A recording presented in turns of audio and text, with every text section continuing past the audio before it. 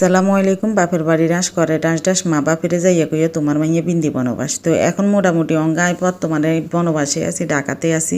তো gallery check করতে করতে ভিডিও ইয়ান চলে আইলো। হঠাৎ করে মনে হইলো যে নাই একলা কিনলে সেতে আমার আপুকে ভাইয়াগুলো লগে দূরে শেয়ার করি, তার পাশাপাশি আর ব্যাগের লগে মোটামুটি একটু পরিচিত হয়ে যেতাম ব্যাগের লগে। সেই কাজ তো ভাবতে ভাবতে কাজ শুরু করে দিলাম। এটা হচ্ছে যে আর বাপের বাড়িতে গিয়ে বিখ্যাত রাস্তা।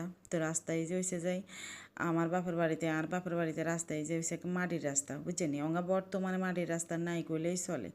তাই দেখতে বাপের বাড়িতে যাই, খালি আইনো আঙ্গ বাড়িতে যতগুলো মাইয়ে যাই বাপের বাড়িতে সবগুলোই কম বেশি রাস্তায় যেতে আইতো বাইরে যায়। বিকেলবেলা খুব নিরিবিলি পরিবেশ, একদম কোনো হইচই নাই, কোনো কোলাহল নাই, কোনো গাড়ি ঘোড়া নাই, কোনো যানজট নেই, কোনো কিছু নাই। এই ঢাকাতে কোলাহল মুক্ত, এই ঢাকাতে কোলাহলযুক্ত পরিবেশে থাকতে থাকতে গ্রামে যাই দেখতে কোলাহল মুক্ত পরিবেশ দেখি, এতে আমরা আসলে ডানা ছাড়া ফাঁকির মতন হয়ে যাই।